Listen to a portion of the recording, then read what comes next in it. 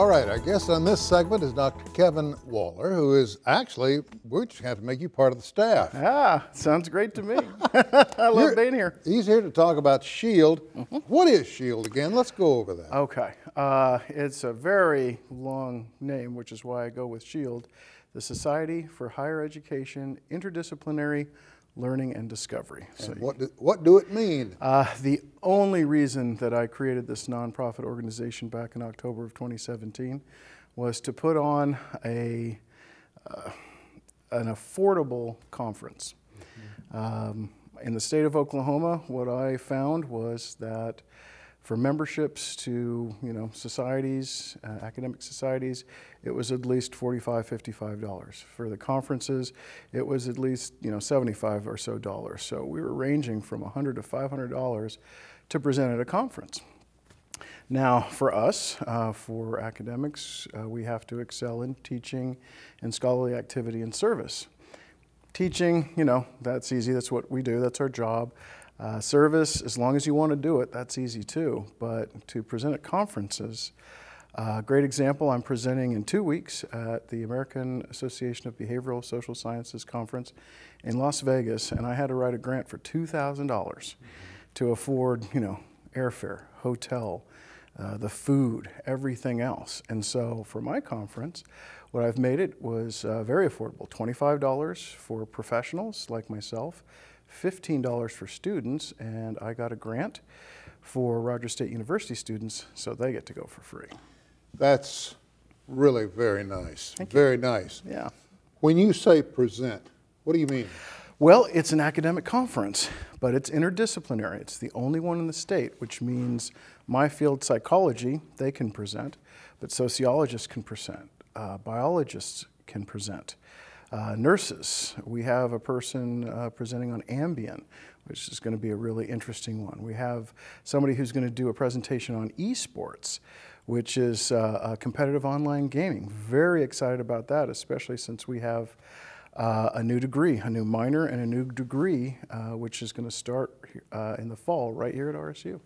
So this is more for conceptualized ideas as opposed to things? Oh, not at all. Again, it's interdisciplinary, so anybody can present about anything, and that's why I wanted to do it, to allow anybody in the state and any sort of research or academic sort of things that they can come to this conference. It is now a regional conference. We started as a state conference, but we have people coming in from several different states, actually.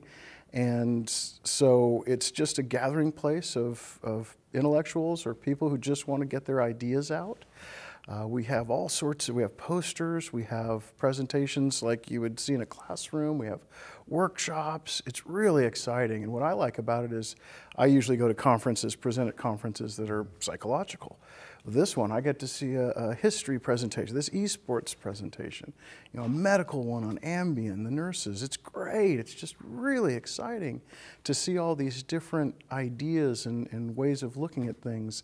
One interesting thing that I learned the last time, you can extend your life by flossing.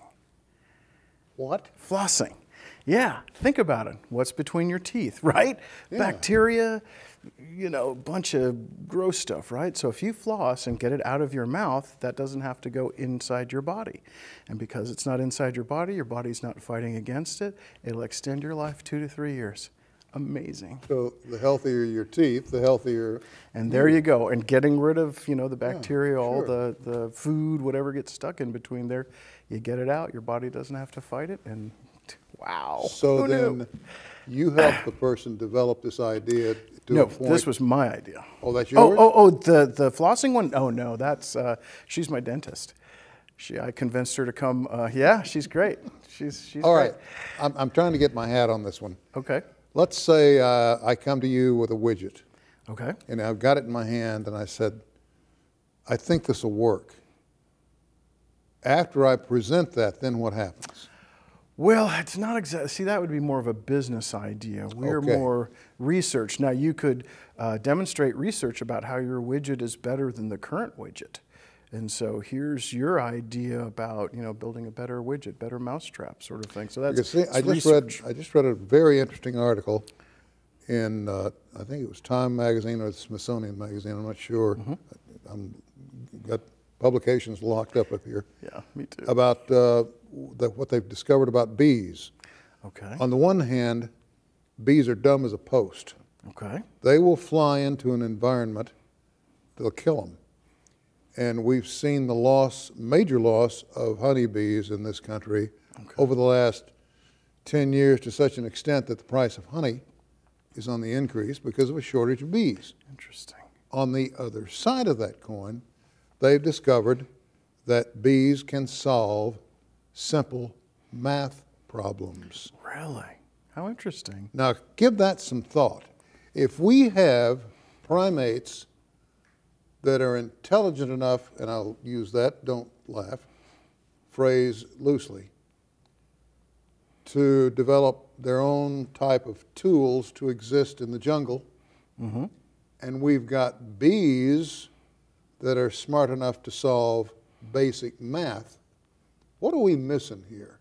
Well, I don't know. I know that the dolphin has a brain similar to ours, so they could be as smart as us, but have a different communication medium. Bees, since you mentioned them, one of the most interesting things that I found out about bees, they can play soccer. Really? Yeah. Now, it's not soccer like you and I would play because they don't have any legs, but they can. You can train them, and you can just use Google or whatever search engine that you use. You can train them to grab onto a little ball, and they'll roll it into a hole, or they'll roll it into a little goal. But that speaks directly to the entire animal kingdom. Yeah. In such a way that nobody's ever thought of before. Exactly, and see, that's what we do at this conference. You present your ideas. You present, like in English, they might do a book review. In history, they might talk about a particular battle. In psychology, we're going to be covering several different things about maybe counseling. We have one of our professors going to do, she wrote a book. She's going to be doing a book signing because we have a lot of new things at this conference this year, but she's going to do a presentation on positive psychology, and then she'll have the book that she's published, and she'll sign it right there at the conference. So. It strikes me, and I'm going back to the bees for a minute. Sure. If they're able to learn math, they should be able, basic math, they should be able to learn what's harmful to them in such a way that they could avoid the type of defoliants and chemical agents we're spraying at random out there that's killing them off. Yeah, you would think. Now, it's an interesting question. Math would be like a basic skill, but that would probably come from experience. But the experience, to get the experience, they die.